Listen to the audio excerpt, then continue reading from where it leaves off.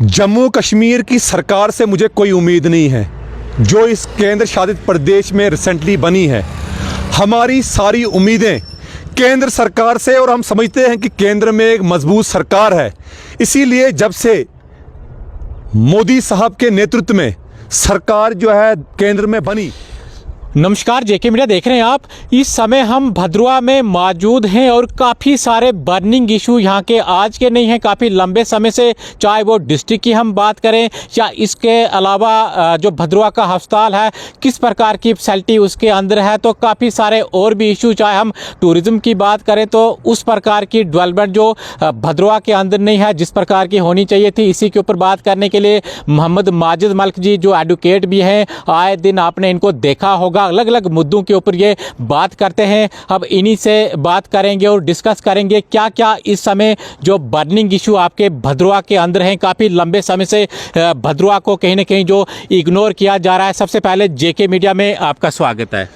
कहर सिंह जी, मैं सबसे पहले आपका धन्यवाद करता हूं कि जेके मीडिया की टीम आज हमारे इस भद्रवा में, जिसको हम भद्रकाशी के नाम से भी जानते हैं, आप यहाँ पे आए हैं। मैं सबसे पहले आपके चैनल के माध्यम से कंडम करना चाहता हूं जो पहलगाम अटैक हुआ। हम भारत सरकार के साथ खड़े हैं, अपनी सेना के साथ खड़े हैं, और जो लोग वहां पहलगाम में शहीद हुए 26 के करीब, उनको हम श्रद्धांजलि देते हैं, रिट्रिब्यूट पेश करते हैं।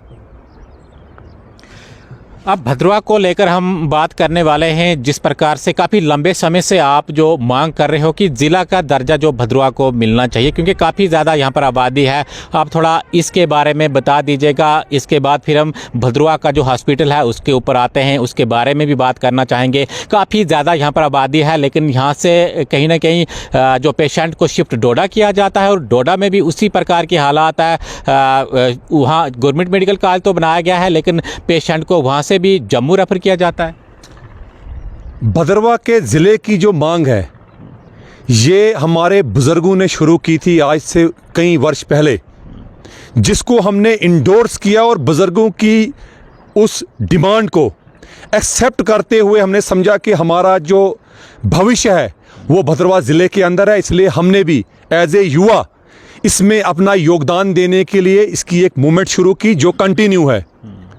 भद्रवा के ज़िले को बनाने के लिए कोई भी फाइनेंशियल चैलेंजेस नहीं है, इसको केंद्र सरकार ने भी माना है, और जम्मू कश्मीर के राज्यपाल महोदय ने भी हमारी इस बात को माना था और आश्वासन दिया था आज से 3 वर्ष पहले, जब मैं लेफ्टिनेंट गवर्नर मनोज सिन्हा साहब से मिला था, कि भद्रवा को इसके मेरिट की बुनियाद पे, आपकी जो एजुकेशन में आपका जो मेरिट है, आपकी जो ब्यूटी है, सीनिक ब्यूटी है भद्रवा की, भद्रवा के इतिहास को देखते हुए, भद्रवा के कल्चर को मद्देनज़र रखते हुए भद्रवा को ज़िला दिया जाएगा। लेकिन मुझे लगता है कि कोई पॉलिटिकल इंटरफेरेंस भी भद्रवा के हक में सभी लोग नहीं हैं। भद्रवा के बाहर जितने भी लोग हैं, हमारी उस डिमांड को कहीं ना कहीं पटरी से उतारने का प्रयास होता है। चुनाव से पहले जब सरकार जम्मू कश्मीर के अंदर नहीं थी, यानी गवर्नर जो रूल था, वादे तो किए गए थे हमारे जो चुने हुए नुमाइंदे हैं उनकी ओर से कि भाई हम जीत कर आएंगे, ज़िला का दर्जा आपको देंगे। क्या आजकल बात चल रही है? क्या उनका मन है कि आने वाले टाइम में भद्रवा को ज़िला का दर्जा वो दे पाएंगे? जम्मू कश्मीर की सरकार से मुझे कोई उम्मीद नहीं है जो इस केंद्र शासित प्रदेश में रिसेंटली बनी है। हमारी सारी उम्मीदें केंद्र सरकार से, और हम समझते हैं कि केंद्र में एक मजबूत सरकार है। इसीलिए जब से मोदी साहब के नेतृत्व में सरकार जो है केंद्र में बनी, हमारी अपेक्षाएं, हमारी एस्पिरेशंस बढ़ी कि भद्रवा को ज़िला मिलेगा, क्योंकि एक ग्रुप ऑफ मिनिस्टर्स 2 वर्ष पहले जम्मू कश्मीर में आया, जिनसे हमें मिलने का सौभाग्य मिला, और हमने उनको ब्रीफली भद्रवा की हिस्ट्री के बारे में, कल्चर के बारे में, और जो क्योंकि हम एक जागीर रह चुके हैं, भद्रवा की जागीर द्राबशाला तक थी, असर तक थी, और कई आधे से 80% डिस्ट्रिक्ट डोडा जो भद्रवा के अंडर आया करता था। और ये हमने अपने मेरिट जो है उनको बताए, और हमने उनको ब्रीफ किया कि ठाठरी को भद्रकाशी से ही काट कर आपने वहाँ पे सब डिवीज़न बनाया, भले इसमें नई सब डिवीज़न भद्रवा से काट के बनाई गई। अब ये एक हमारा मेरिट है, हमारी सीनियरिटी है। अगर आपने छोटे छोटे इलाकों को सब डिवीज़न दिया, ब्लॉक्स दिए, भद्रवा को डिस्ट्रिक्ट देने में नहीं है। हमसे वादा तो किया उन्होंने, लेकिन मुझे लगता है कि इसमें मैंने कहा कि पॉलिटिकल इंटरफेरेंस आती है। भद्रवा के जो बाहर के कुछ इलाके हैं वो भद्रवा के हमदर्द नहीं है, वो भद्रवा के खिलाफ कन्स्पिरेसीज साजिश जो है करते रहते हैं। कहीं ना कहीं हम उस साजिश का शिकार हुए, जिसकी वजह से हमारी जो डिमांड थी, जो हमारा बिल्कुल हो चुका था, नोटिफिकेशन निकलने वाली थी, उसको डस्टबिन में डाला गया और लद्दाख में नए 6 से 7 जिले 10,000 की पॉपुलेशन पे बनाए गए। अरुणाचल प्रदेश एक बड़ा इंपॉर्टेंट हमारी स्टेट है हमारे देश की, वहाँ पे कई ज़िले 7200 की पॉपुलेशन पे बनाए गए हैं। तो इसीलिए हम मांग करते हैं कि भद्रवा में पहला कॉलेज ऑफिस, एएसपी का ऑफिस, आधे से ज़्यादा कार्यालय सब डिस्ट्रिक्ट लेवल के भद्रवा से ऑफिशिएट करते हैं। बुनियाद पे आप भद्रवा को डिस्ट्रिक्ट दीजिए। चलिए, अस्पताल की बात यहाँ पर करते हैं। काफ़ी लंबे समय से चाहे डॉक्टरों को लेकर या मशीनरी किस प्रकार की यहाँ पर रहती है, हम आए दिन देखते हैं कोई हादसे यहाँ पर होते रहते हैं और रेफर जो कहीं ना कहीं थोड़ी सी चोट भी किसी को लग जाती है तो गवर्नमेंट मेडिकल कॉलेज डोडा के लिए रेफर किया जाता है। इसको भी राजनीतिक मुद्दा बनाया जाता है। जब भी हम किसी मुद्दे को लेकर जो आम जनमानस से जुड़ी हुई हो उस पर बात करते हैं तो उसको राजनीतिक रंग देकर दबाने का प्रयास किया जाता है। भद्रवा का हॉस्पिटल भी एक रेफर हॉस्पिटल है। यहाँ पे भी जब भी कोई पेशेंट जाता है, लेकिन जितने भी यहाँ पे स्वास्थ्य कर्मी हैं वो अच्छे हैं। कम रिसोर्सेज पे, कम मैन पावर पे भद्रवा के अस्पताल को चलाया जा रहा है, परंतु जो यहाँ पे सुविधाएं होनी चाहिए वो यहाँ पे उपलब्ध नहीं है, जिसके बाद हमें यहाँ से डोडा के सो कॉल्ड मेडिकल कॉलेज में वहाँ पे रेफ़र किया जाता है और वहाँ पे भी सुविधाएं ना होने के बराबर है। वहाँ पे भी कार्डियो आज की डेट में भी वहाँ पे नहीं है और वहाँ पे उसका चार्ज किसी और फिजिशियन को दिया गया है, एको मशीन का। और जब हम पेशेंट के नाते, उनके अटेंडेंट के नाते विरोध करते हैं कि आप हमें सुविधाएं उपलब्ध करिए, आपका दायित्व और कर्तव्य बनता है, कम रिसोर्सेज पे आप हमें ट्रीट करिए, तो उसको भी राजनीतिक रूप देकर उनको उन जैसे स्वास्थ्य कर्मियों को शील्ड करने का काम करता है। बहरहाल ये हमारे लिए कोई नई बात नहीं है। आरोप पति आरोप लगते रहते हैं, जिस प्रकार से परसों हुआ ये कुछ नहीं है।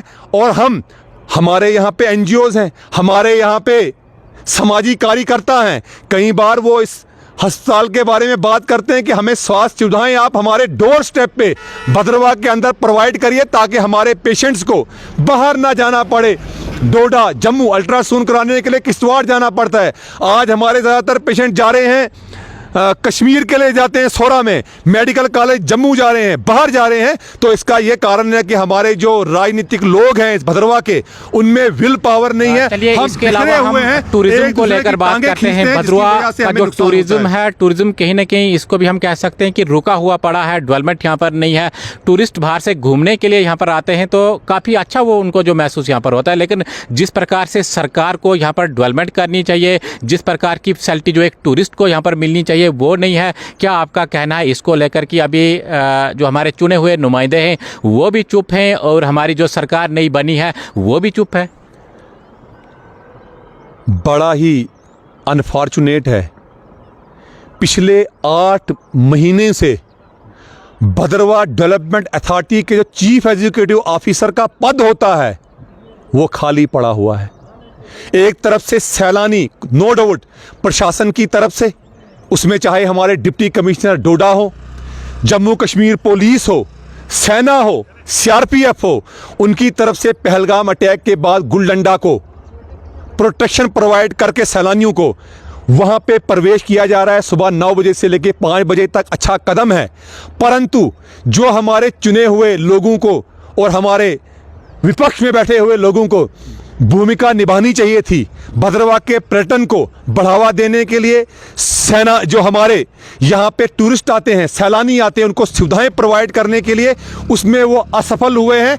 यही कारण है कि भद्रवा डेवलपमेंट अथॉरिटी के चीफ एग्जीक्यूटिव ऑफिसर का 8 महीने से पद खाली है। इसका ये मतलब है कि मंशा नहीं है हमारी पॉलिटिकल लीडरशिप को भद्रवा में टूरिज्म को चलाने की। प्रशासन कितना करेगा? जिसका पैरोगेटिव ही नहीं है, वो कितना इसको चलाने का प्रयास करेंगे। और जो इंफ्रास्ट्रक्चर यहाँ पे कुछ वर्ष पहले, मुझे बोलने में कोई दिक्कत नहीं है, आदरणीय गुलाम नबी आज़ाद जी ने एज ए चीफ मिनिस्टर, मुख्यमंत्री और विधायक के रूप में भदरवा में डेवलप किया था, वो शंबल कंडीशन में है, वो डेट्राइडिंग कंडीशन में है।